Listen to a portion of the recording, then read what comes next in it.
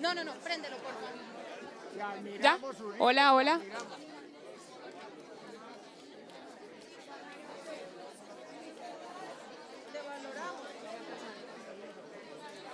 Dice más si decimos Uribe te admiramos. Más Uribe te admiramos. Quedamos vivos.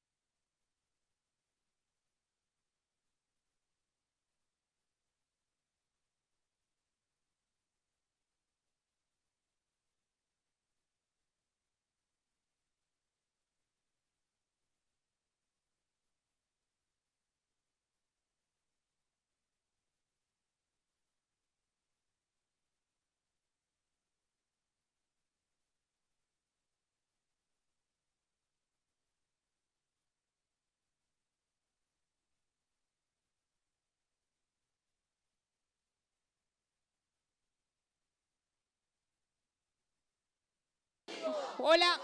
Recibimos a esta hora al presidente Álvaro Uribe Vélez con un muy fuerte aplauso. ¡Que viva Uribe!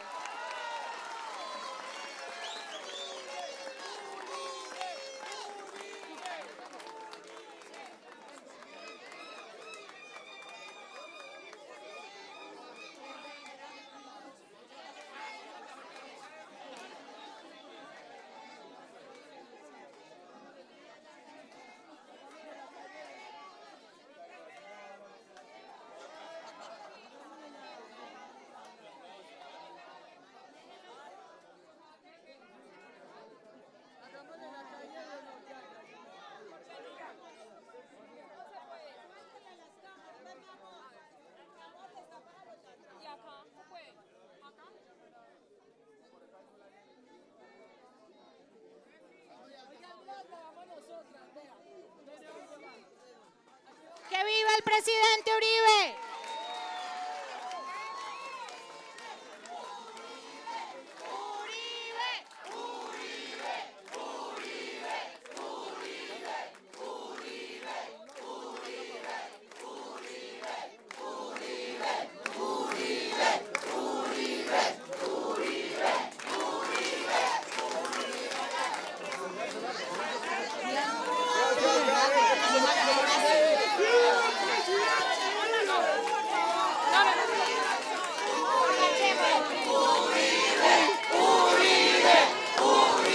¿Cómo se está prendido? Los abogados, los abogados. Los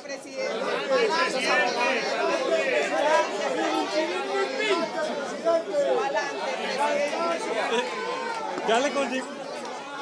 Hola.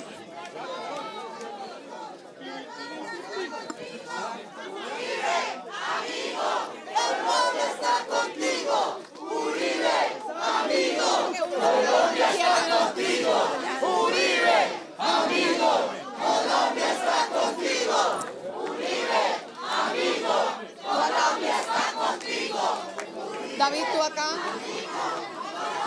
Este equipo es unido.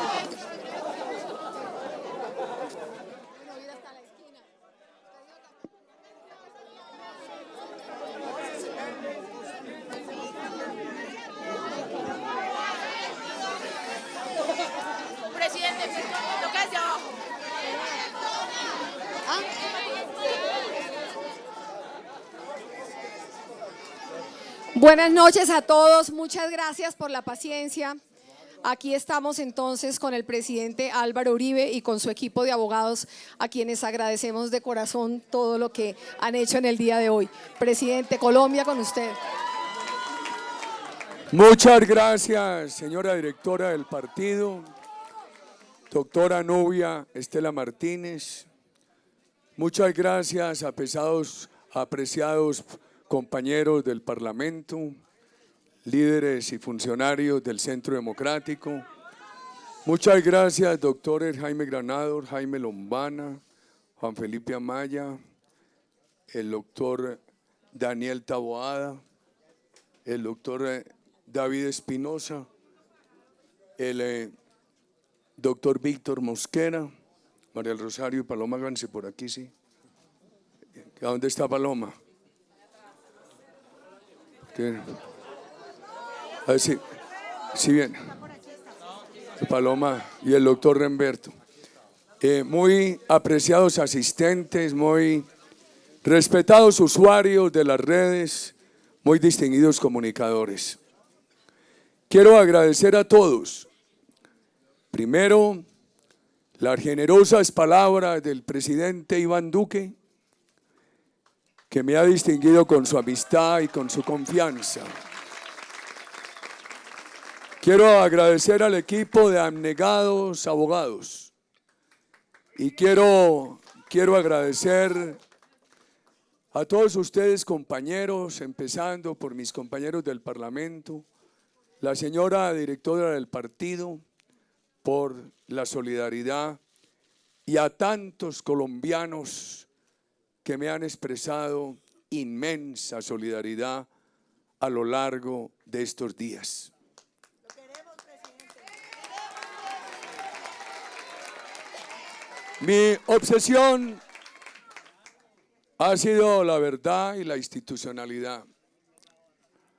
Aquella noche de 2010, cuando desde Barranquilla le hablé a los colombianos y di mi reacción a la sentencia de la Corte Constitucional que declaró inexequible la ley que permitía un nuevo referendo a ver si el pueblo colombiano aceptaba que yo presentara nuevamente una candidatura, sin discutir la sentencia, dije que la acataba, que la respetaba, sin entrar a discutir la orientación política de ese fallo. La circunstancia de que yo haya tenido discrepancias con algún grupo de magistrados nunca ha avanzado hasta el punto de desconocer las instituciones.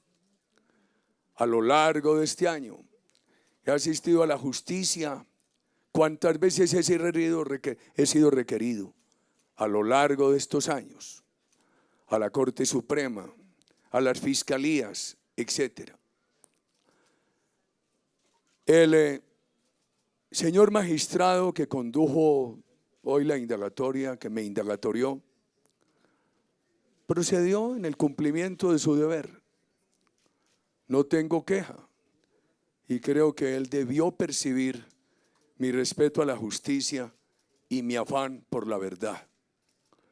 Una cosa es que algunos pensemos en esa reforma a la justicia que hace algunos años nos iluminó Paloma Valencia. Otra cosa es que desafiemos las instituciones. Por favor, la misma noche cuando él no ganó el referéndum, el plebiscito, nosotros, en lugar de desafiar las instituciones, lo que propusimos fue un acuerdo nacional. Nos pareció de la mayor gravedad que el gobierno de entonces enmendara el plebiscito perdido, no con otro plebiscito, no con una consulta al pueblo, sino con una proposición en el Congreso finalmente avalada por la Corte Constitucional. Pero hemos preferido la crítica de sectores inconformes por esas decisiones que entrar a desafiar las instituciones. Quiero hacer unas referencias al proceso, unas referencias a algunos episodios de mi vida pública y unas referencias al ideario del Centro Democrático. Este proceso. El gobierno anterior empezó con una serie de acusaciones a mis colaboradores que vienen de regreso con la decisión reciente del Consejo de Estado sobre Bernardo Moreno. Y en el año 2012, la Fiscalía me vincula a un proceso por unos videos de falsos testigos que llevó allí la persona que me acusa. Por intermedio de mis abogados, presentamos una denuncia contra esa persona a la Corte Suprema de Justicia porque estaba probado que una ONG cercana a esa persona le pagó a la familia de la persona que se prestó para ser testigo falso. Porque otro testigo, el señor Areiza, había dado una declaración en la cual decía que la persona que me acusa le había ofrecido beneficios para acusar al doctor Luis Alfredo Ramos, a mi hermano Santiago Uribe y a mi persona. Sustentamos en ese par de hechos la denuncia contra la persona que me acusa, 2012. Después dijeron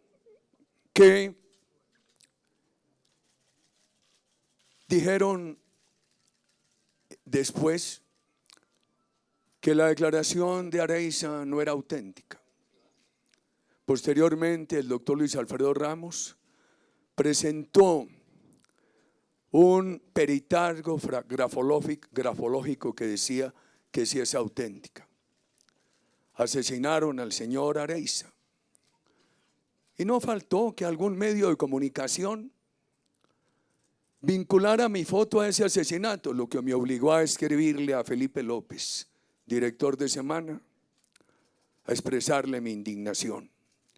Le escribí más o menos lo siguiente: recuerdo cuando mis abuelos liberales, con los ojos con lágrimas, me narraban que uno de los episodios más tristes de su vida había sido cuando al presidente López Pumarejo lo acusaban del asesinato de Mamá Toco. Creo que fue suficiente para que el cinismo entendiera. Ya en la presidencia de la República, un testigo fantasiosamente me había acusado de ser autor del aro, de esa masacre.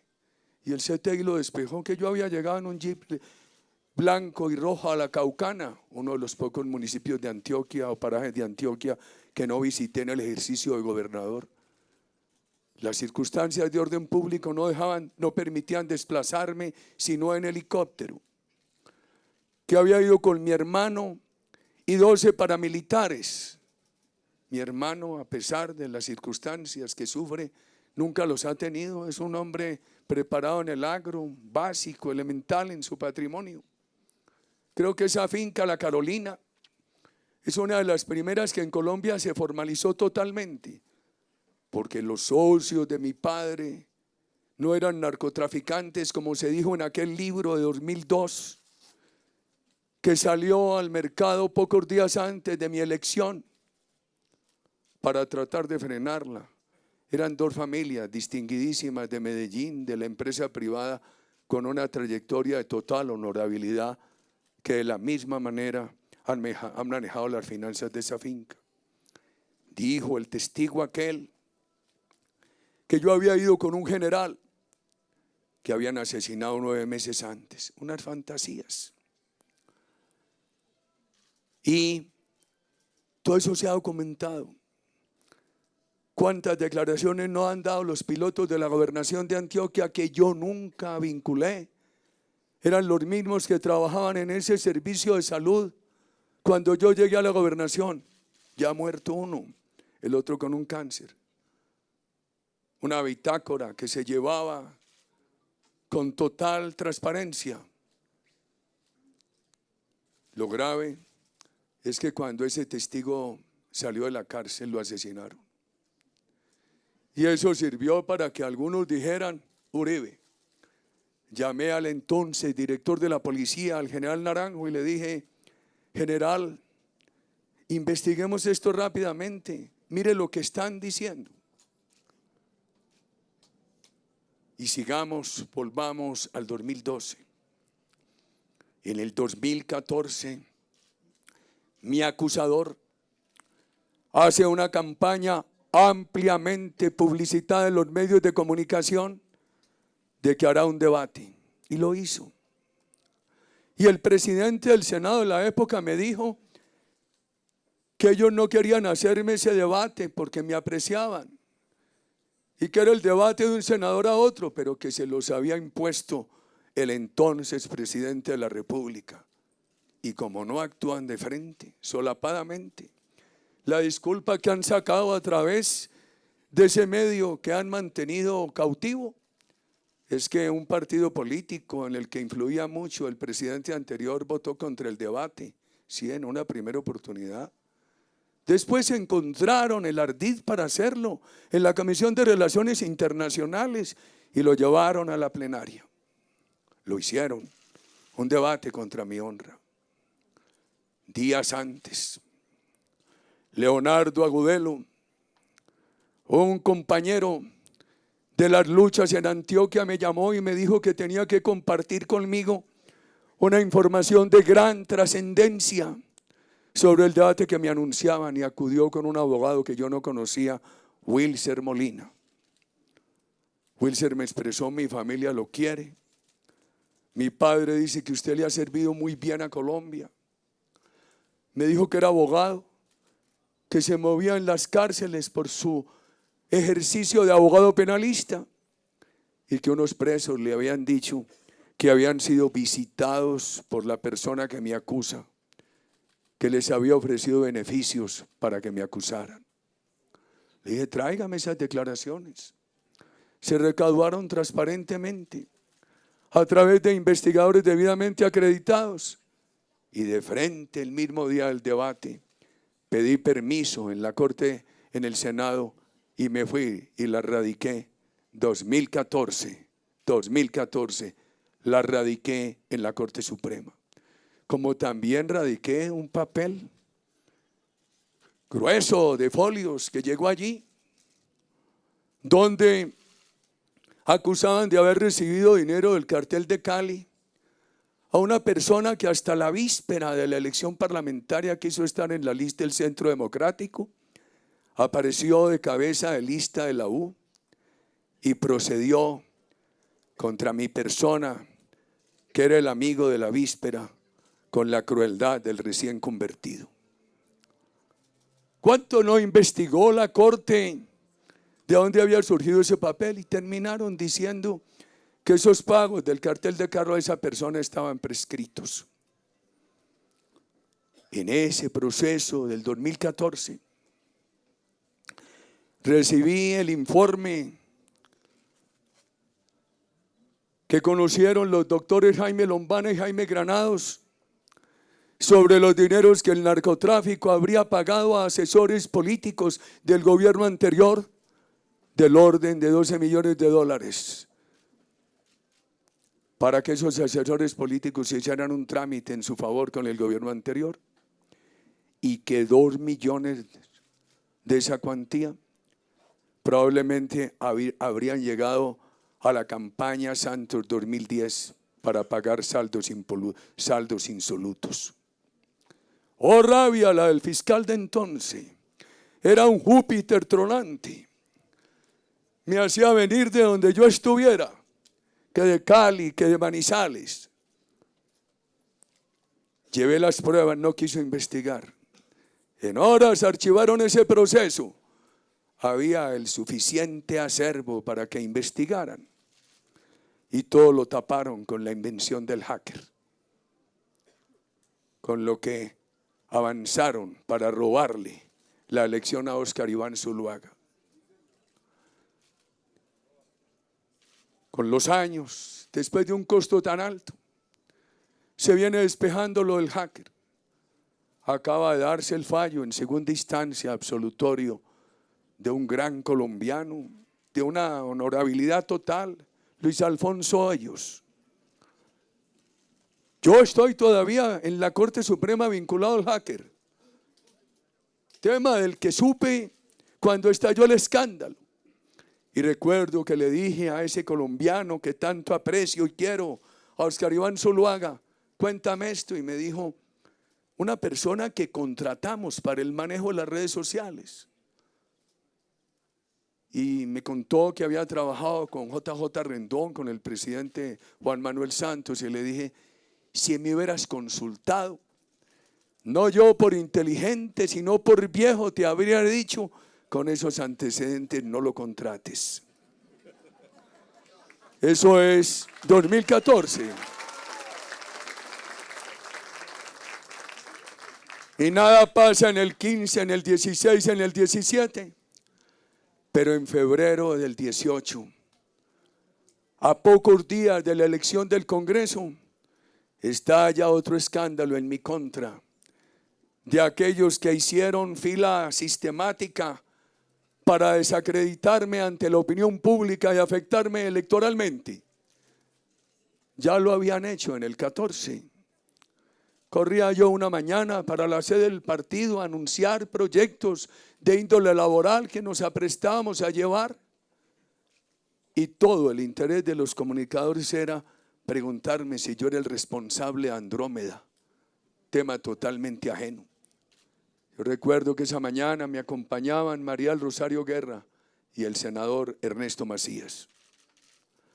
Y entonces, un proceso que había empezado en el 2012, lo fallan, al contrario de toda lógica, pocos días antes de la elección del Congreso de 2018, y absuelven a mi acusador, el de las 21 visitas a las cárceles, el de la ONG que le había pagado la familia de uno de los testigos falsos, y me acusan a mí con una compulsa de copias. Entonces, por la circunstancia de recibir yo unos testimonios por escrito y de llevarlos a la Corte Suprema, yo estaba manipulando testigos. ¿Y qué daño electoral me hicieron? Eso hizo parte de esa cadena de acusaciones.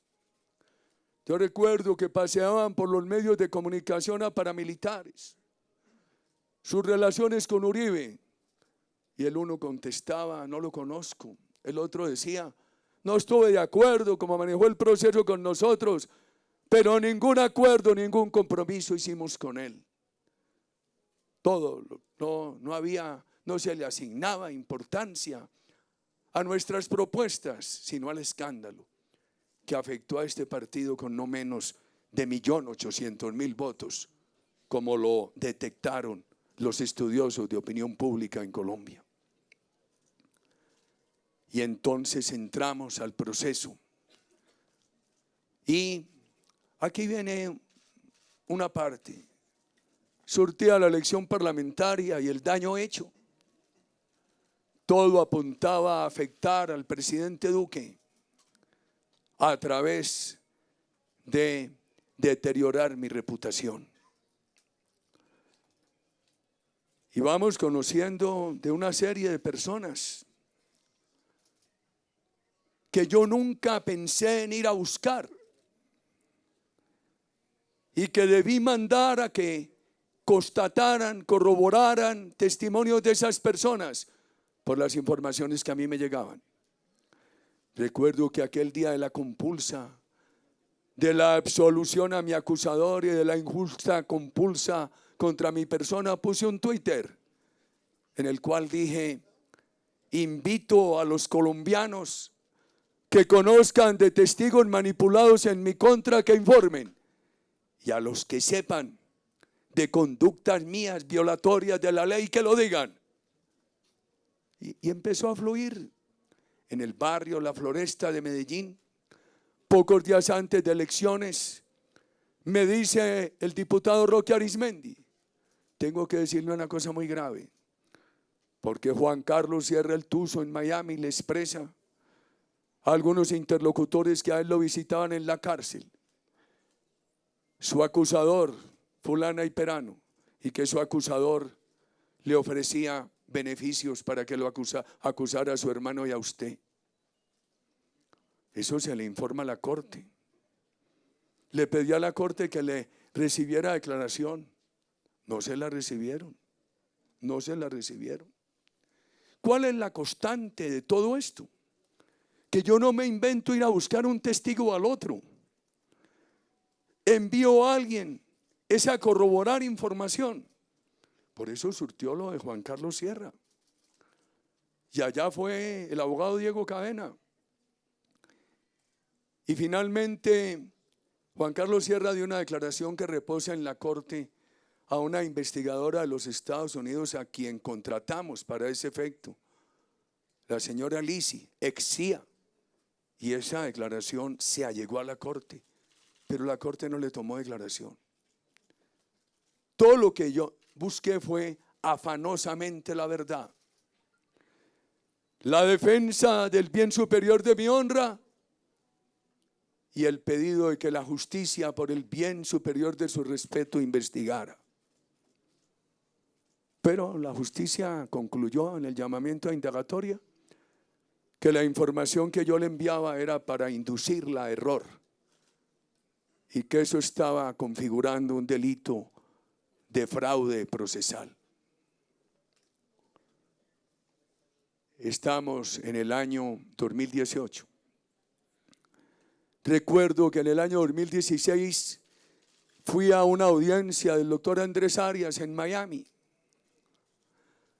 porque en 2011 en una conversación telefónica desde México le dije al presidente Santos que Baclet era el enlace de Venezuela del gobierno Chávez con el narcotráfico, que por favor no lo extraditara a Venezuela, que allá le aplicarían el modelo cubano de cárcel, que allá lo torturarían para que no afectara al régimen o lo premiarían si era cómplice con el régimen. El presidente Santos me dijo que lo tenía que extraditar a Venezuela porque con Venezuela había tratado de extradición y no con Estados Unidos. Le dije: presidente, usted fue ministro 3 años. Usted sabe que en Colombia no hay tratado de extradición con Estados Unidos. No es aplicable porque la ley ratificatoria fue declarada inexequible.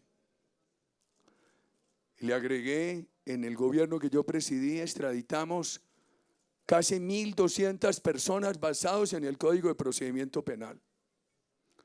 Yo capté, percibí que había un acuerdo con Chávez y que de por medio estaba el tema FARC. Bueno, esa batalla se perdió, lo extraditaron a Venezuela y hasta ahí llegó el testigo. Lo amordazaron al mejor estilo de los sistemas comunistas. Pero meses después, el mismo gobierno que dijo que no había tratado de extradición con Estados Unidos para justificar el envío de Macleda a Venezuela, dijo que sí había tratado para justificar el pedido de que extraditaran a Arias de Estados Unidos a Colombia. Y yo le remití una nota al juez norteamericano en la cual le digo: ¿por qué no hay tratado de extradición? Y me citan a esa audiencia. Llego allí y me dicen, finales de 2016, que la audiencia es a las 4 de la tarde, que el juez me permite hablar con Andrés Arias a las 3:15. Y un hombre joven, fornido, alto, moreno, me sube a un piso elevado de una corte en Miami. Abren una puerta, aparece una cámara oscura. De pronto prenden las luminarias y está Andrés Arias con vestido de preso, sentado, con 2 o 3 guardias que lo cuidaban. esposado de pies y manos. Me muestra el dorso de sus pies y me dice, mire cómo están, lacerados, llenos de llagas. Me cuenta que la cárcel queda al otro lado, que tenía que caminar por un sótano para llegar a la corte y que caminaba esposado de pies y de manos. Le entrego un vestuario que me encomendó su señora y me dice, es la primera vez que me van a dejar asistir a una audiencia vestido normal. Y me agrega, mire, en breve le tengo que contar que aquí en esta cárcel hay personas extraditadas por su gobierno que afirman que lo que hay contra su hermano es un montaje para vengarse de usted. Pasa el 2016, mis abogados nada pueden hacer. Llego a Miami la noche del 2 de febrero, inolvidable, porque ese día, por mi devoción a la Santísima Virgen, había participado en la conmemoración de la Santísima Virgen de los Remedios en Riohacha. Estaba invitado por la Universidad de Miami, efectivamente el 3 de febrero di una conferencia allí. Desayuné en el hotel con varias personas, uno de ellos el doctor Abelardo del Espriella, familia que me tiene algún cariño, porque siempre aprecié a su padre, lo conocí desde jovencito, un hombre honorable y trabajador, y con mucho gusto en nuestro gobierno tuvo una notaría y le fue bien, y siquiera colombiano, honorable. Le dije, hombre Abelardo, usted que ejerce el derecho penal y que está en los Estados Unidos, ¿por qué no pregunta si es verdad que hay estos comentarios? A los poquitos días me llama y me dice, pregunté y es verdad. Estoy yo en ese febrero operado de la próstata en mi casa. Volví la casa a una charcutería para poder recibir 84 delegaciones de municipios de Antioquia con cariño, 7 delegaciones de otros departamentos. Recuerdo un día que a la 1 de la mañana resolvieron regresarse los santanderianos en unos buses. Yo atento a ver, por lo menos que tuvieran la taza de agua panela, el tamal, la arepa con el coicito molido de la comarca. Y un día llegó un abogado, mientras yo recibía delegaciones, joven, y me dijo, yo soy Diego Cadena. Usted mandó preguntar esto a la cárcel. Es verdad, lo mandé preguntarme. Yo soy quien le mandó decir a usted en el 2014 los pagos de personas del narcotráfico, asesores políticos de Santos. Le dije, ¿y por qué su cliente? Me dijo que la persona o esas personas era o había sido cliente de él. ¿Por qué no siguió declarando? Y me dijo, porque se asustó por el momento político. Me dijo, ejerzo aquí, he sido abogado de muchas de esas personas, les he ayudado a hacer negociaciones transparentes con las autoridades norteamericanas, voy y vengo. Y me dijo que esas personas tenían información sobre mi hermano y sobre el asesinato del doctor Álvaro Gómez Hurtado. Imagínense mi asombro, mi afectación por lo que vivía mi hermano y mi asombro por esa noticia frente al caso de Álvaro Gómez. Llamé al fiscal general por conducto del senador Honorio Enríquez. Me mandó decir que el abogado Cadena debía presentarse a la fiscalía que conocía el caso de mi hermano. Allá fue el abogado Cadena y me cuenta que el fiscal del caso de mi hermano le dijo, esos señores van a declarar contra Santiago Uribe. Diego Cadena se sorprendió y le contestó, no sé. Regresó a mi persona y le dije, entonces lo que hay que hacer es que manden unas declaraciones, un escrito. Y me entregó 3 ofertas. Llama ofertas, yo no sé cómo catalogarlas jurídicamente.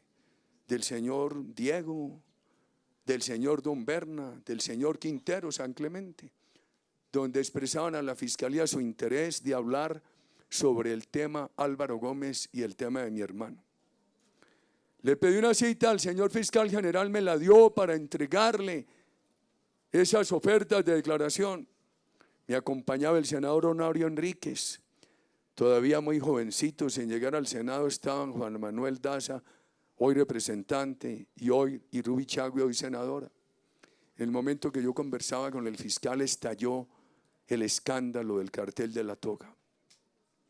Y les dije, siempre que vengo a la fiscalía, yo le doy la cara a los periodistas y les digo a qué vengo. Esta noticia se va a morir, pero la voy a dar. Está el video. Yo salí de la fiscalía y expliqué a qué había ido. Después me llamaron para darle la declaración de todo eso a la fiscal del caso de Álvaro Gómez. Allí fui y le dije a Diego Cadena, usted me acompaña, porque yo no quiero faltar a la verdad.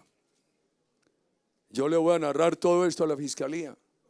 Me recibió el fiscal, la vicefiscal, me sentaron con la fiscal del caso de Álvaro Gómez Hurtado.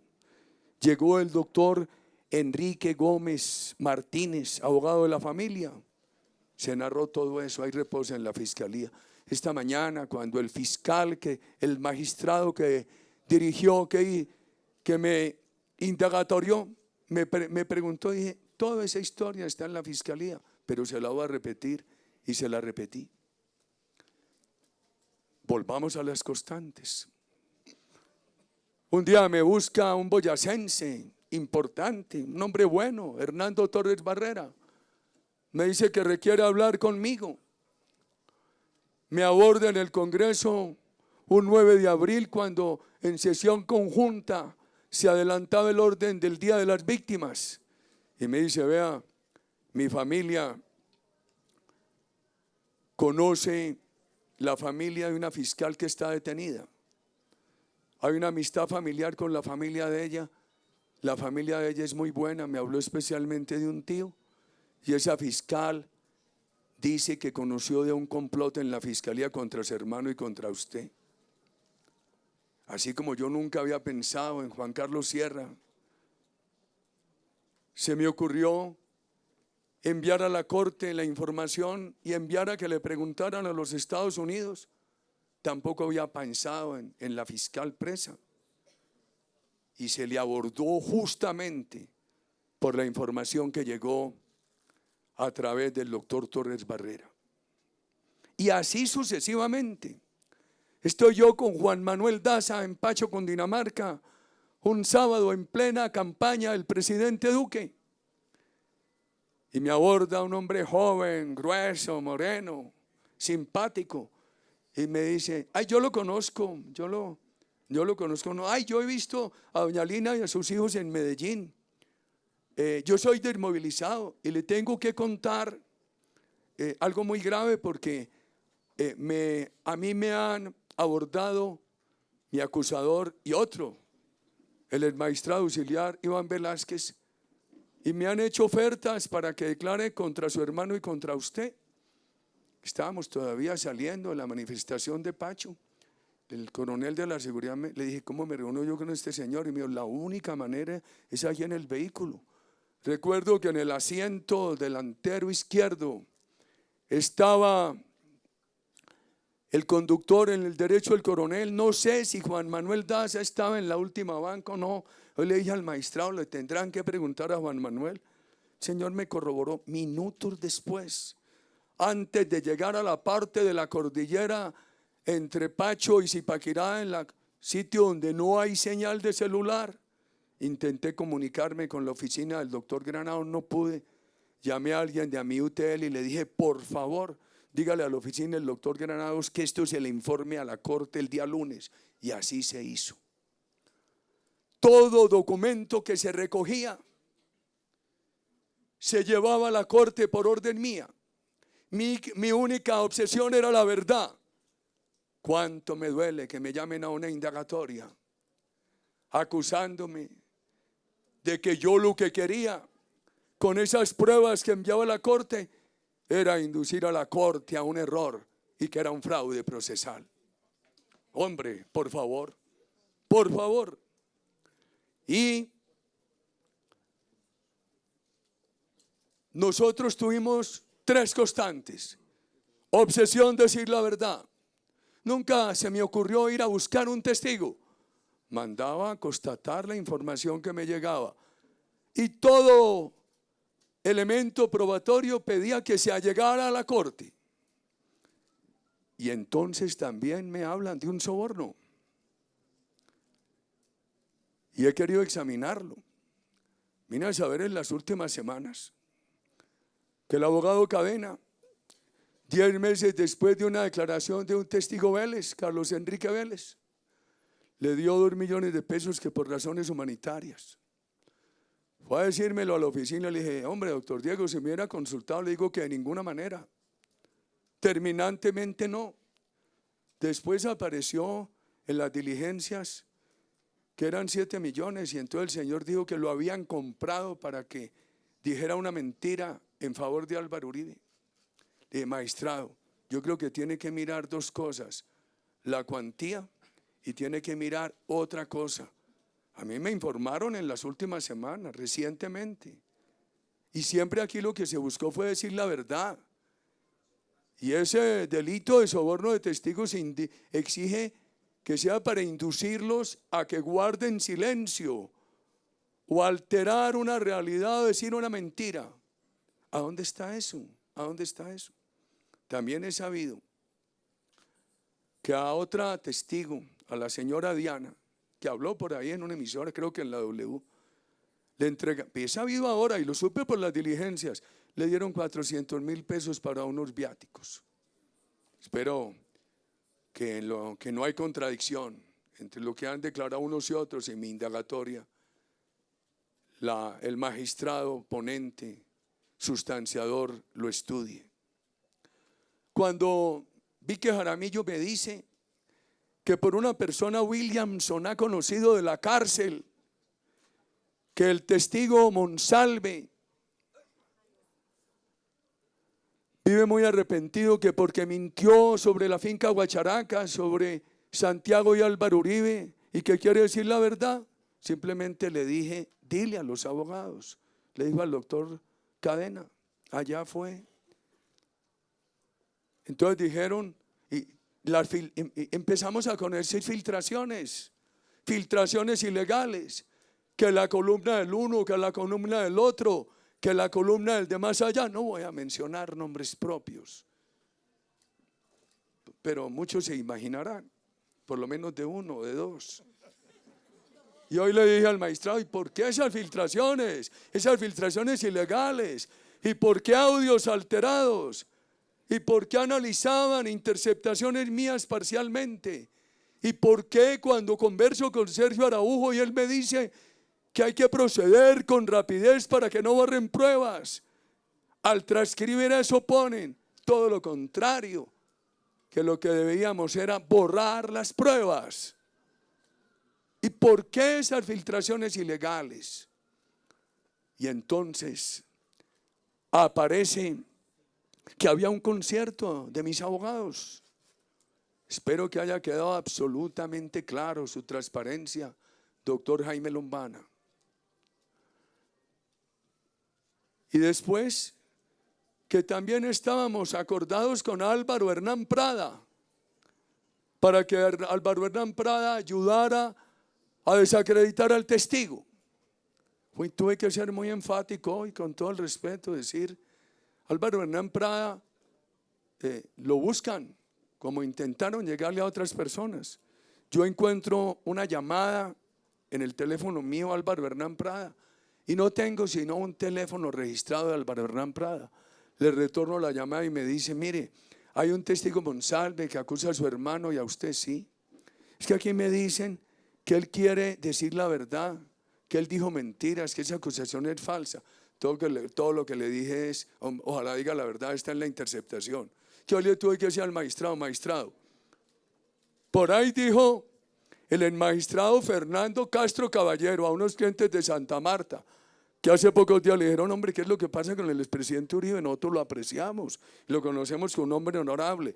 Y el magistrado Castro Caballero dijo, lo que parece es que hablaba a través del teléfono de un bandido. Yo no hablo y no a través de mi teléfono, no tengo sino uno, de pronto el más público de Colombia. Le dije, magistrado, ¿qué más pruebas necesitan de que yo no hablo sino por ese teléfono que el récord Guinness, que voy a acreditar? ¿A quién le han hecho en 100 días 21.000 interceptaciones? Eso da más de 200 por día. ¿A qué horas habría tiempo de dar lugar yo a más de 200 interceptaciones por día y adicionalmente a manejar una línea paralela? Las cosas que se decía un sector de la Sala de Casación Penal van saliendo a la luz pública, como esto del magistrado Fernando Castro Caballero. Álvaro Hernán Prada no ha hablado conmigo sino por una línea, una sola que está registrada, de magistrado. A lo largo de mi vida, nunca a jóvenes que han trabajado conmigo en todas partes y a esta juventud que está en el partido, nunca la he inducido a un delito ni a una mentira. A mí me duele que aquí afecten a Álvaro Hernán Prada. Lo único que hizo Álvaro Hernán Prada fue de buena fe decirme esto. Yo le contesté: ¿cómo están las interceptaciones? Ojalá digan la verdad. Después las filtraciones llevaron que a una columna de Guillén y del otro, y Álvaro Hernán Prada llega muy aburrido a la plenaria del Senado y me dice: mire esta columna de Guillén lo que está diciendo, alterando los hechos. Ay, murió ese tema. La buena noticia que tengo, y que eso me da un descanso, es que esta tarde llamaron de la corte a Álvaro Hernán Prada a decirle que aplazaban la diligencia indagatoria a él. Ojalá la revoquen. Ojalá la revoquen.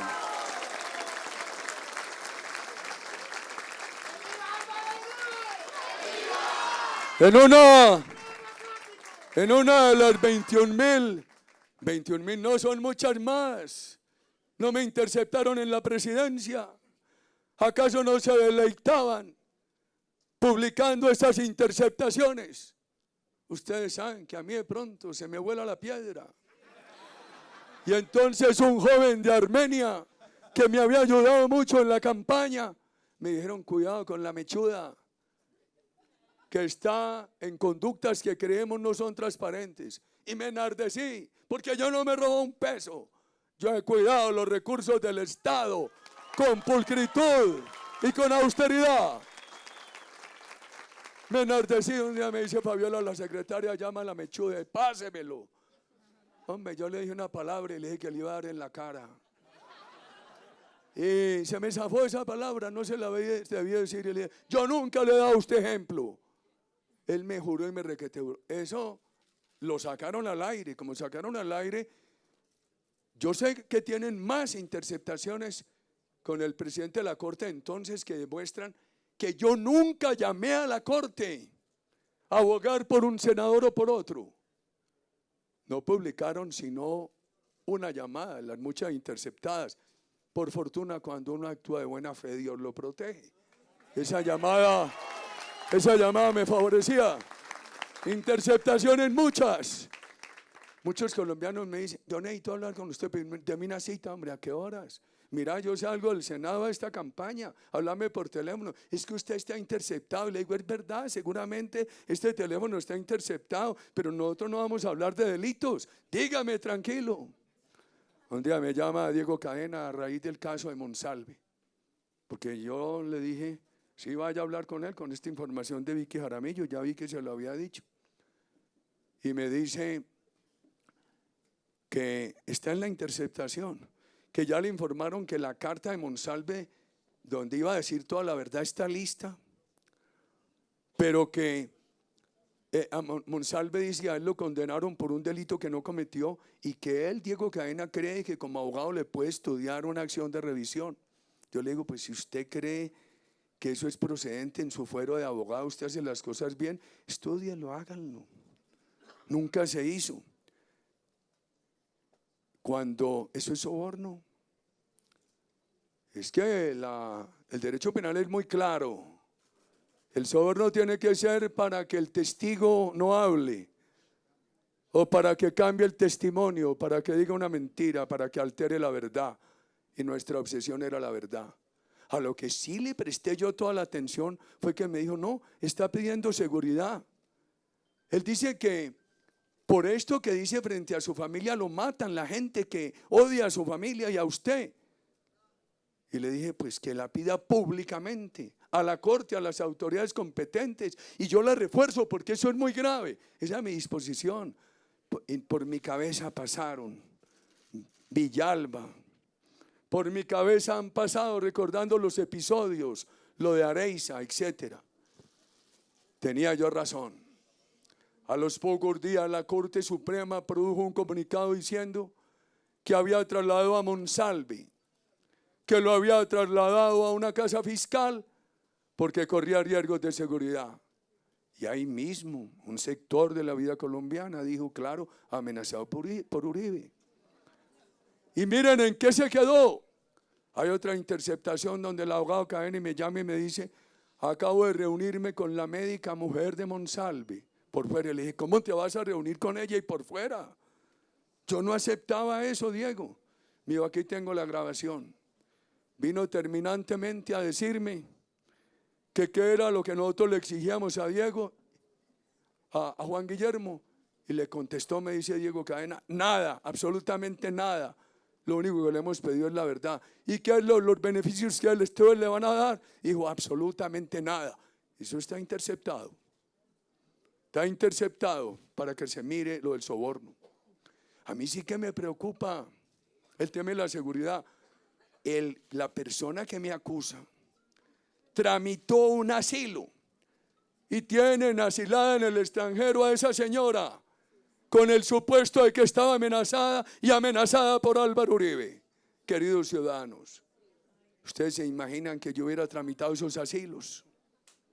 ¿Ustedes se imaginan que yo hubiera llamado 21 veces a una cárcel? ¿Ustedes se imaginan que una ONG cercana a mí le hubiera pagado a la familia de un falso testigo? Queridos amigos, no. Ahora yo sí quiero decir lo siguiente. A mí me parece muy grave que hubiera llegado hasta donde llegó la discusión que yo tuve con un sector de la Corte siendo yo presidente. Este es un tema que algún día habrá que manejarlo en la academia con tranquilidad. Porque algo que me preocupa de la juventud colombiana es lo que aquí decía el domingo en la noche nuestra aspirante al Consejo, Laura Medina, que fue a un debate en la Universidad de los Andes. Quien estudia en la Universidad de los Andes tiene una gran oportunidad. Ese es un privilegio. Y que ya no permitieron el debate, sino que le insultaron. Pero que la ciudadanía del barrio Kennedy sí permite el debate.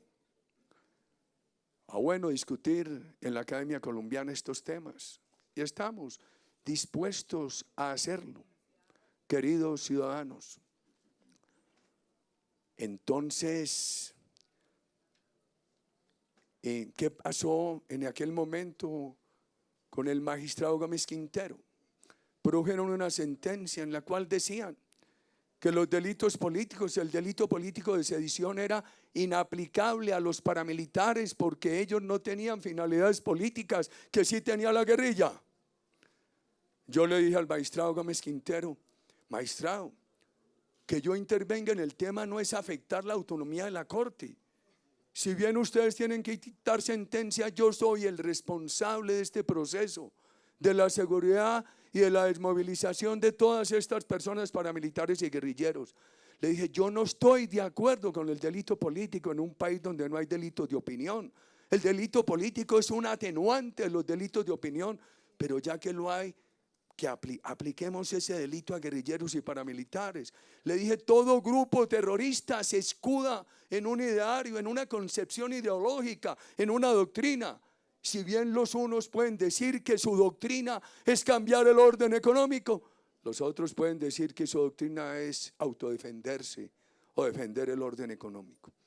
Hombre, una discusión de esa que amerita hoy el escenario de la academia hace tantos años y a donde le escalaron que una pelea con la Corte. Cuánto me duele lo que dijo el magistrado Castro Caballero hace pocos días. Cuánto me duele que en plena campaña electoral del presidente Duque, el rumor en los medios informados de Bogotá era que pronto me meterían a mí a la cárcel y el único que no estaba enterado era yo. Cuánto me duele que el magistrado Barceló le hubiera dicho a Semana que me iba a indagatoriar y a Néstor Morales y que yo lo hubiera sabido a través de Gonzalo Córdoba. ¿Cuánto me duele que Jaime Granador me hubiera contado que en el Club Nogal el periodista Néstor Morales le dijo que Barceló le había dicho que me iban a meter a la cárcel y me iban a indagatoriar? ¿Cuánto me duele que un grupo de colombianos que estaba en una reunión donde se encontraba la anterior ministra de Justicia hubieran salido conmovidos de esa reunión porque el presidente de la Corte Constitucional, el doctor Linares, les dijo que el doctor Barceló le había comunicado que me iban a meter a la cárcel? ¿Cuánto me duele que de la Corte salía el rumor que el magistrado Luis Hernández había dicho que ya tenían agarrado a Uribe y que había que preparar la boleta de medida de aseguramiento? ¿Cuánto me duele? No acuso, expreso mi dolor para que Colombia haga una reflexión. Y lo pongo con nombre propio, porque aquí el tema no es contra la institución, sino por procederes de individuos, estimados ciudadanos. ¿Cuánto me duele que un importante colombiano candidato a la presidencia, cuando esas semanas en que estaba en su furor el rumor de que a mí me meterían a la cárcel, puso un Twitter diciendo que con lo que ocurriría la semana siguiente, quienes pasarían a segunda vuelta serían él y el exalcalde de Bogotá, y no Iván Duque? Por favor, ¿cuánto me duele que después de haberme hecho ese daño, de cambiar una denuncia que yo había hecho en el 2012 y en la elección del Congreso de 2018, utilizarla para decir que yo manipulaba testigos y compulsarme copia y dictarle un favorecimiento a través de un inhibitorio, de una absolución equivalente en el momento a mi acusador? ¿Cuánto me duele que no contentos con eso? En julio, recién iniciado el Senado, me llaman de la Corte y me dicen: en ese proceso le han concedido una versión libre, finales de 2018, julio de 2018, proceso que había empezado en el 2012. Pero aquí le han abierto otro y lo citan a indagatoria por fraude procesal y soborno de testigos. Proceso que yo no conocía. Un proceso que nunca me inventó la Corte.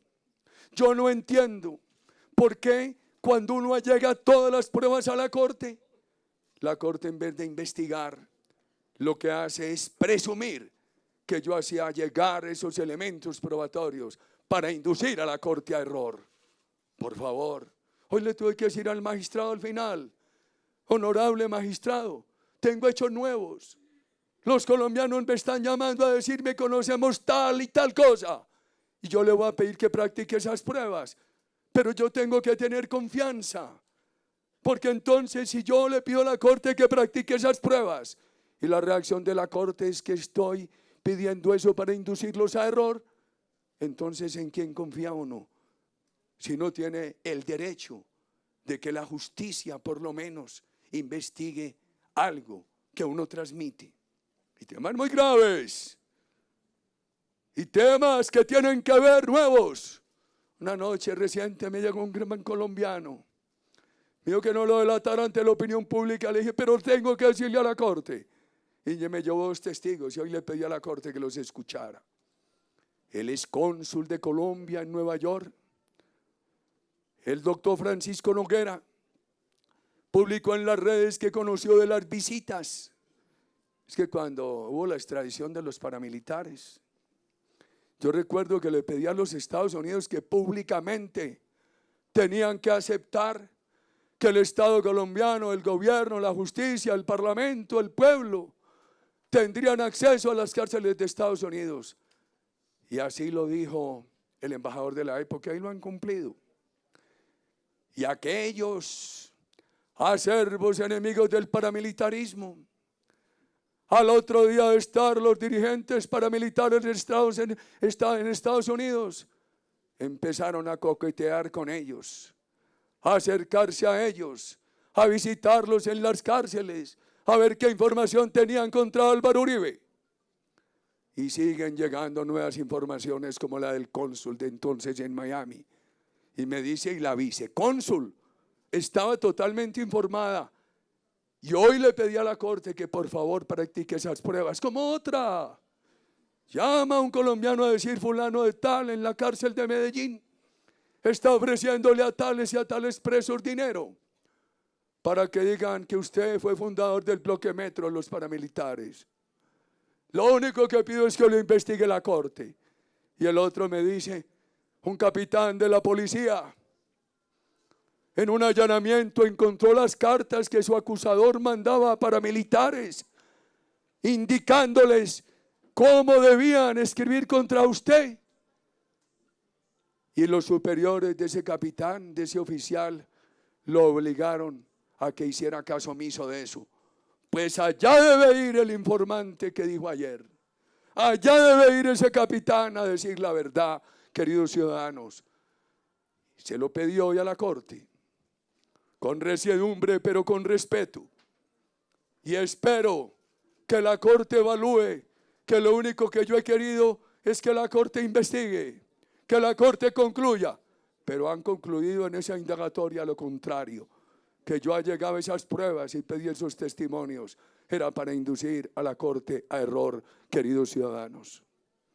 Y aquel día que me notifican esa indagatoria, en una conversación con mi señora, llegamos a la conclusión que yo subyúdice no podía acudir al Senado. Me daba pena. Y que además debía dedicarme a la defensa. Y llamé al recién elegido presidente del Senado y le envié una carta. Para que se aceptara mi renuncia al Senado. Y esa noche hubo un panel en hora 20. Y el presidente de la Corte, magistrado Barceló, llamó a algunos de los panelistas. Y a uno le dijo que Uribe se retiraba del Senado para escabullirse de la Corte porque lo tenían agarrado. Están las declaraciones juramentadas. Y matizaron lo que dijo, pero no pudieron negar que habían llamado. No acuso, una reflexión. ¿En qué país del mundo un magistrado, un presidente de la Corte puede llamar a un programa radial a eso? Y eso me obligó a retirar la carta del Senado. Eso me obligó. Pues en estos días me preguntaban un periodista de Blue, es que usted no presentó la carta de renuncia. Claro que la presenté, doctor, lo que pasa es que usted es muy sesgado, no es sino leerlo en sus columnas. Usted tan inteligente debería ser un poquito menos sesgado. Y le conté toda esta historia que les acabo de contar a ustedes, queridos ciudadanos. Bueno, ahí vamos. Por fortuna tengo la tranquilidad hoy que le puedo decir a las juventudes que nos acompañan en este partido, que procedí a defender mi lealtad a la verdad y a las personas. Por eso mi defensa hoy de Álvaro Hernán Prada y de todos los compañeros. Mire, siempre me preocupan esas filtraciones. Y yo supongo que lo que dijo la fiscal Niño, la confirmación de lo que me había dicho el doctor Torres Barrera, es favorable a que yo estoy diciendo la verdad. Pero una periodista sacó y dijo todo lo contrario. Y se le preguntó y dijo, no, es que el magistrado me filtró. Yo no creo que este magistrado, que es un hombre serio, hubiera filtrado eso. Me parece muy grave la periodista. Y también yo anoche le dije una pequeña declaración a los periodistas del Congreso, la única esta mañana. Yo no, le dije a mi señora, yo no voy a entrar por el sótano, no, ni riesgo. Entro por la calle. Y le dije a los periodistas, yo no voy a dar declaraciones, la de anoche es suficiente, les pido comprensión, déjenme pasar. En el receso para el almuerzo, veo, no, aquí hay unas personas gritando en la calle, ya ha habido desórdenes, están enfrentados a la policía, me hicieron salir por el sótano. Fui a una reunión con los abogados, almorzamos, regresamos, volví, me encontré a los periodistas y les volví a decir, no, con la declaración de anoche, esperen a ver, se los dije muy respetuosamente. Siempre me preocupa que una periodista con un micrófono, una cadena radial bien importante, tenga uno, por aquí entre el brazo, uno de los carteles donde me decían genocida. El periodista es el juez de opinión. Es que yo recuerdo a Kissinger, que definía las relaciones entre el hombre público y el periodista. Y Kissinger solía decir, tienen que ser independientes, pero el periodista necesita un alto grado de imparcialidad, porque el hombre público actúa, el periodista informa y califica. El periodista, que es juez de opinión o fiscal de opinión, tiene que tener casi la misma imparcialidad que tienen que tener los administradores de justicia. A mí me han preguntado, ¿el juez y el periodista pueden tener ideas políticas? No se puede negar, es su derecho. La otra cosa es que no pueden fallar por sus ideas políticas, sino por los hechos.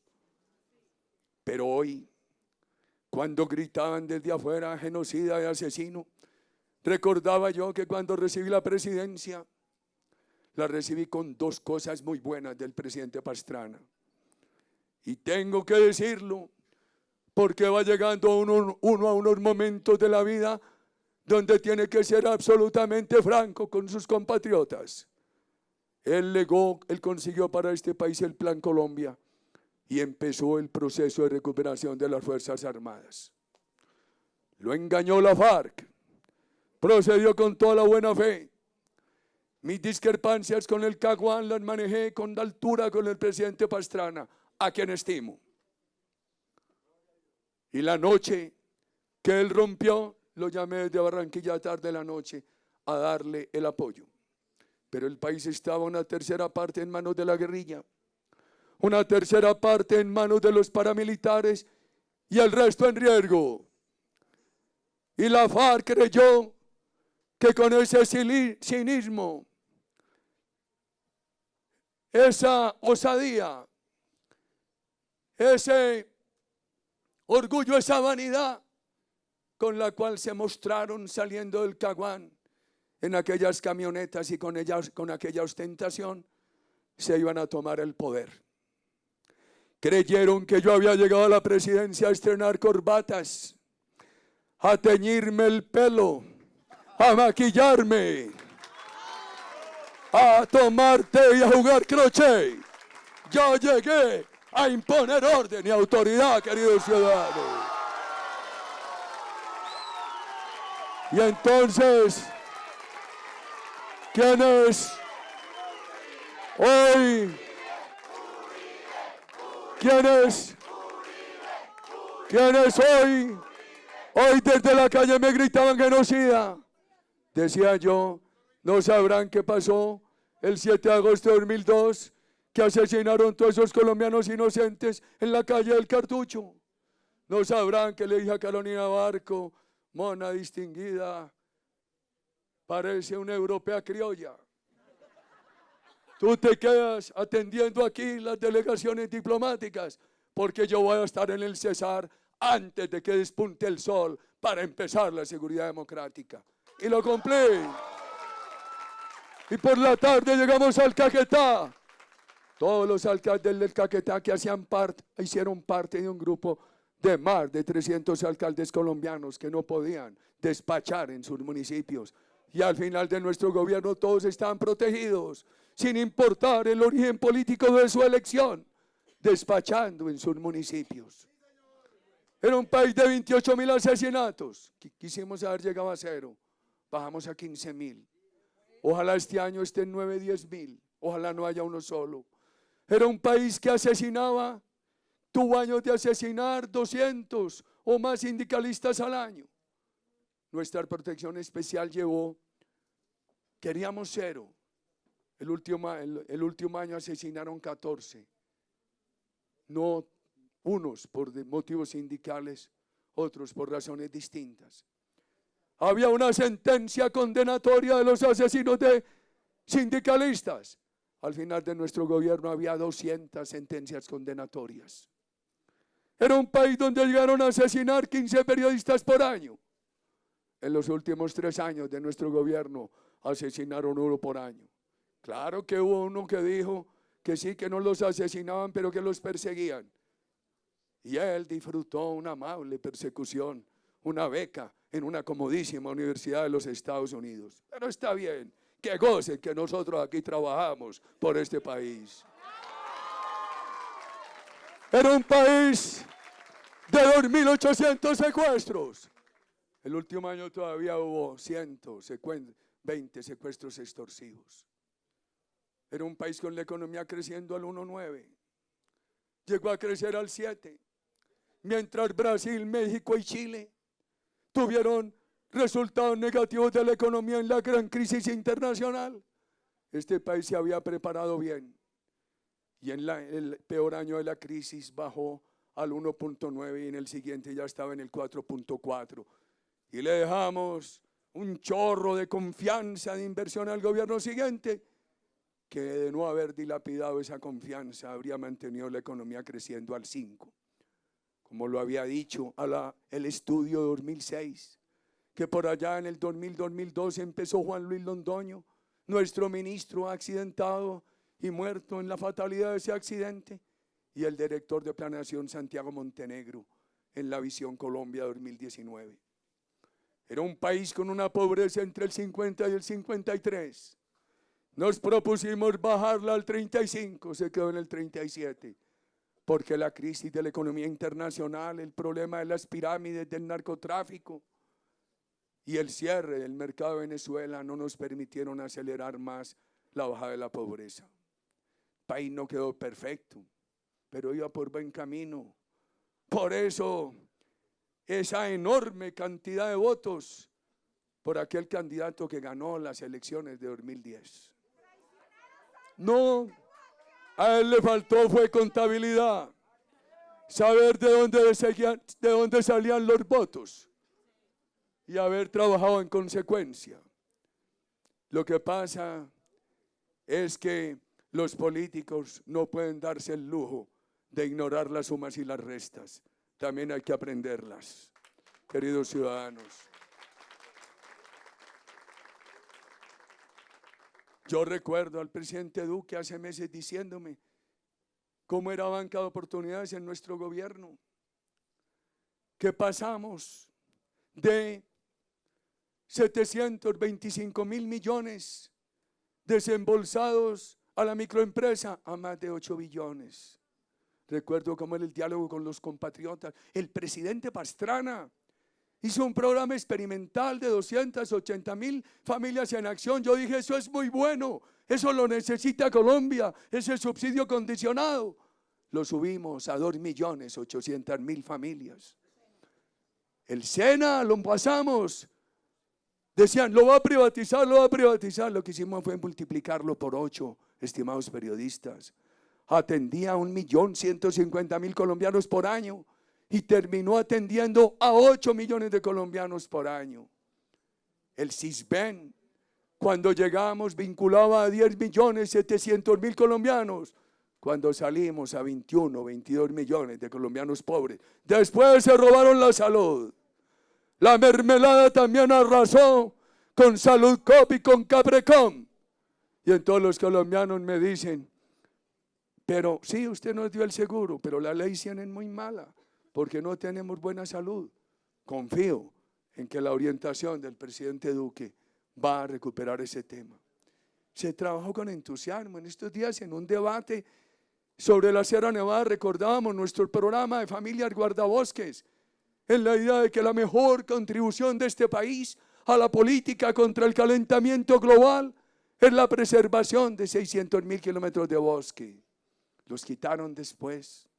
Confío que el presidente Duque va a salir con algo extraordinario, porque en el plan de desarrollo se incluyó la norma de pago por servicios ambientales, queridos ciudadanos. Hoy que decían gritar víctimas en mi contra. Recuerdo que aquella ley de justicia, paz y reparación fue la primera que obligaba a reparar a las víctimas y que nosotros lo estábamos haciendo sin altisonancia, pero con eficacia, queridos ciudadanos. El país no quedó una maravilla, pero se trabajó. En estos días, una compatriota bellísima que me había conocido de joven, me dijo, ¿cuántos años cumpliste que estás peliblanco? Y le contesté 134. Yo no puede ser 67 de día y 67 de noche. Algo que me deja tranquilo es que en esos 8 años de gobierno no se durmió. Pero esos desvelos sirvieron porque eran desvelos por el amor a la patria. Tal vez en la adolescencia lo único que quita el sueño es el despecho. A mí, por fortuna, en el ejercicio de la presidencia durante 8 años, perdí el sueño, no por el despecho, sino por el amor a Colombia, que es lo que nos guía. Pero hablemos de este partido, hablemos de los colombianos que creen en estas tesis, hablemos de la seguridad. La seguridad no es de derecha, no es de izquierda. La seguridad es un valor democrático. La seguridad es una fuente de recursos. Sin seguridad no hay inversión, sin seguridad no hay política social. ¿Por qué este partido defiende la empresa privada? No por la empresa privada como fin, sino por la empresa privada como medio. Porque es la fuente de irrigación de recursos para resolver los problemas sociales.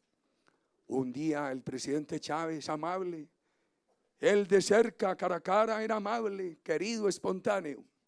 Me insultaba a 4.000 kilómetros de distancia. Y esa queridura no me convencía. Entonces yo siempre era suspicaz y lo miraba a los pies. A ver si me estaba haciendo pistola con los dedos de los pies. Me dijo, Uribe, ¿cómo te parece mi política social? Y le dije, presidente, es buena. Yo no la conozco en detalle.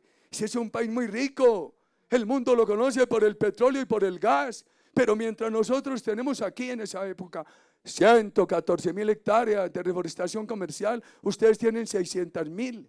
En el río, solamente en el río Guri, ustedes tienen una potencia hidroeléctrica instalada igual a toda la de Colombia, y ustedes tienen 20 millones de habitantes menos. Ustedes tienen café, son excedentarios en maíz, en arroz, tienen enormes reservas de material de hierro y una de las siderúrgicas más importantes del mundo. Haga política social, eso está bien, presidente, pero no acabe la empresa privada. Y me dijo, no se necesita Fidel, su Espíritu Santo era Fidel. Su Espíritu Santo era Fidel. Y una noche en el aeropuerto de Caracas me empezó a mostrar todos los aviones que había. El avión nuestro tenía un problema y no podíamos regresar. Entonces yo le dije, hombre, ustedes los socialistas y tienen esta flota de aviones. Y se rió y le dije, ¿cómo te parece que Fidel, tu Espíritu Santo joven, hubiera tenido estos aviones? ¿Qué hubiéramos hecho con él? O que Bolívar, en vez de tenerse que ir desde aquí, llevando de Cabestro a Palomo y en un mular para llegar a Bolivia y con unos espacios no muy largos de navegación, no hubiera tenido estos aviones. Tenía unas conversaciones amables con él. Y recuerdo aquella vez le dije, no acabes la empresa privada. Si tú quieres mantener esta política social que te has ideado, sostenerla, expandirla, tienes que crecer la empresa privada. Mío, no se necesita. Me agregó que Fidel le había dicho que América Latina necesitaba un socialismo con petróleo. Le dije, no te alcanza. Este partido, queridos compatriotas que a esta hora amablemente nos escuchan ya tarde en la noche, es una barrera para que Colombia no sea una nueva Venezuela de socialismo chavista. Nosotros no somos vergonzantes en la defensa de la empresa privada, pero tampoco tememos para presentar propuestas sociales. En la última campaña repetimos insistentemente, este país necesita cero corrupción, menor gasto público, austeridad, bajar impuestos y subir la remuneración. Ojalá resulte bien la sentencia sobre la ley de financiamiento, porque como es de aplicación gradual, el país todavía no la conoce en la plenitud de sus efectos. Esa sentencia tiene unos estímulos tributarios muy importantes a la inversión. Pero también hemos propuesto la prima para los trabajadores. Y nos dicen hay que flexibilizar la legislación laboral. Y hemos dicho revisemos el tema de la jornada de trabajo, revisemos el tema de la posibilidad del contrato por horas y por días para los jóvenes hasta 28 años y para las mujeres mayores de 57 y los varones mayores de 62. Y con el liderazgo de María del Rosario Guerra se ha presentado el proyecto para que el país tenga 3 días sin IVA, pero con la condición de que los establecimientos de comercio que durante esos 3 días venderían sin IVA tengan que estar formalizados y tengan que acudir a la factura electrónica. Yo creo que la rigidez laboral crea desempleo. Creo que este país ha sido mal orientado en eso. Aquí se ha creído equivocadamente que mientras más trabas le impongan a la contratación y al despido, más empleo hay. Todo lo contrario.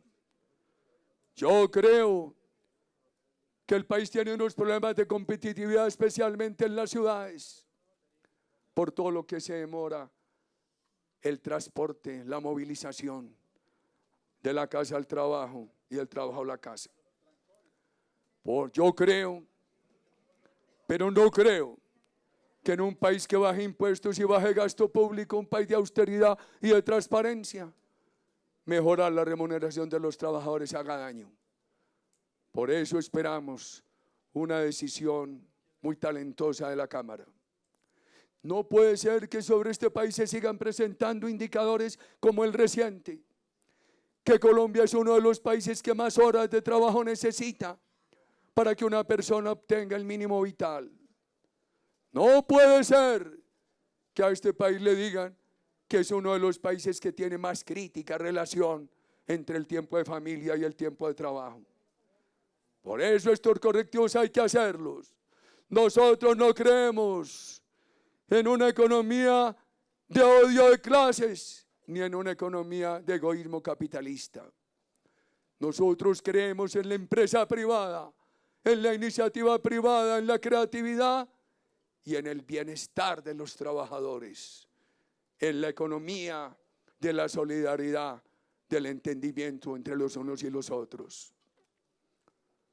He querido recordarles estos temas porque el 27 de octubre hay una nueva gesta electoral y de todo corazón le digo a los colombianos que no se repita la injusticia de castigar a este partido como lo castigaron en el proceso electoral parlamentario del 2018 a causa de la afectación a mi reputación. En este partido predominan unos ciudadanos honorables de toda Colombia, una gran juventud, una gran mística, una gran capacidad de estudio. Apoyémoslos. Una de las cosas me duelen en esta tarea, en este momento, me duele mi señora. Los hijos no, porque se han formado en el yunque de las dificultades. Y desde pequeños les he dicho la frase de Unamuno: el hierro, el fuego que derrite el fuego que derrite la manteca templa el acero. Me duelen mis nietos y me duele este partido. Por eso esta noche, apelando a la generosa atención de ustedes, quiero pedirle a los colombianos un gran apoyo a este partido.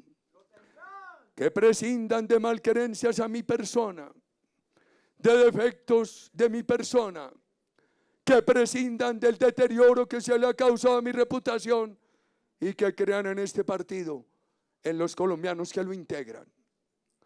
Hace 2 noches, aquí, le dije, hice política hasta las 12 del día en Antioquia.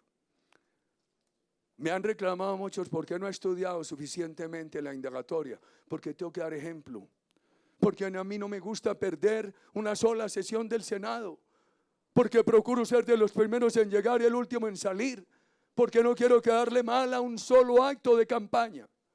El domingo en la noche le dije a un distinguido equipo de abogados que sacrificó el dominical para ayudarme: me tengo que ir al partido porque a las 8 hay un Facebook Live en el cual los concejales de Bogotá actuales que están terminando, van a hacer una rendición de cuentas y están invitando a algunos candidatos para que cuenten su programa. Esta mañana llevaba eso más de 170.000 personas alcanzadas.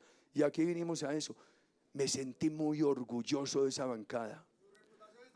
Una bancada de lujo que ha procedido con qué honestidad, con qué independencia, con qué franqueza, sin corrupción.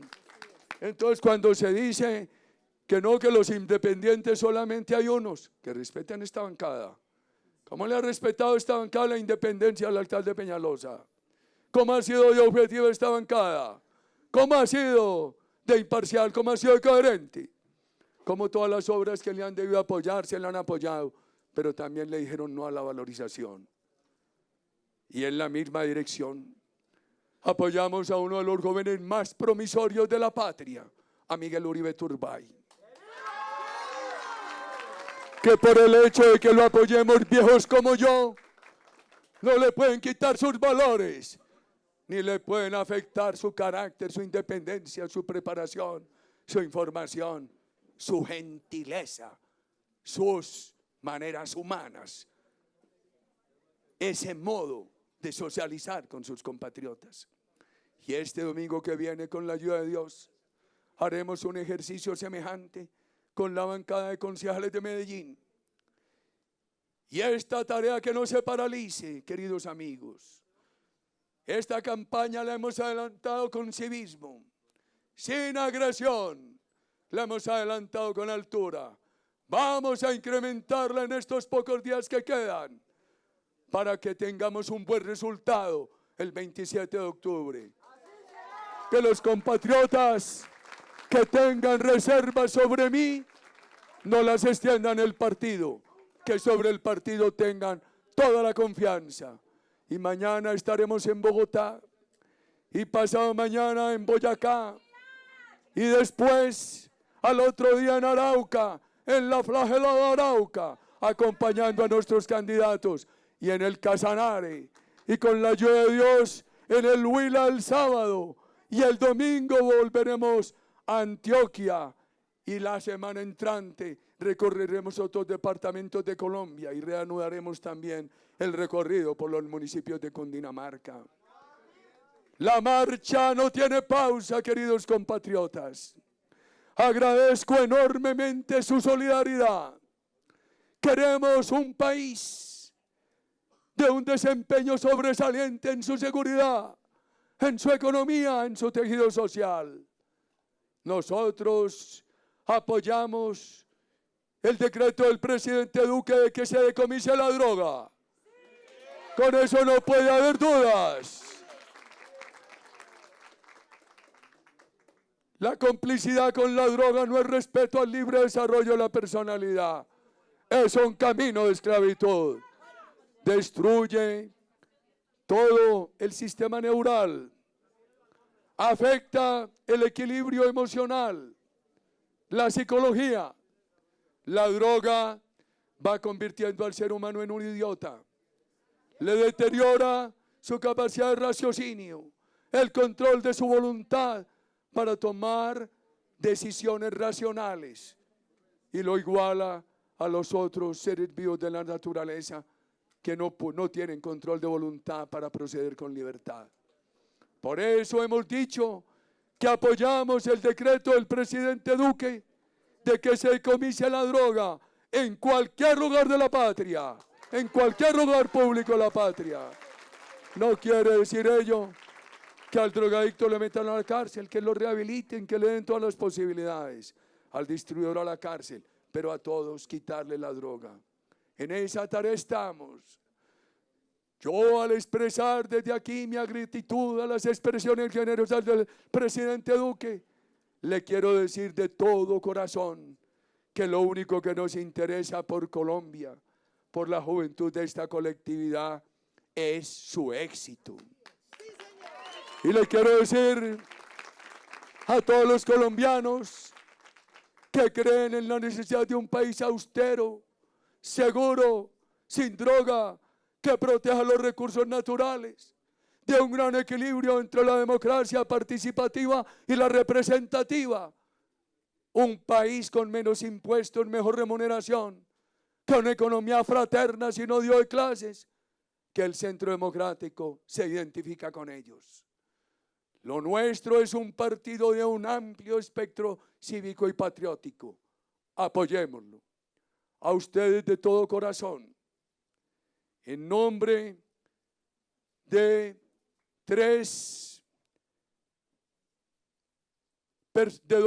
unas personas que me duelen por lo que vivo, mi señora, mis nietecitos y jóvenes del partido, a ustedes les digo de todo corazón que nos apoyen, que aquí seguiremos en la batalla.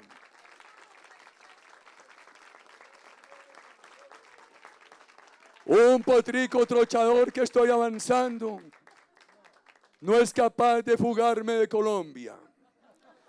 Por eso aquí seguiré con los Crocs, caminando Colombia y asistiendo a la Corte y a la Justicia cuantas veces se hace necesario, pero trabajando para esculpir victorias democráticas.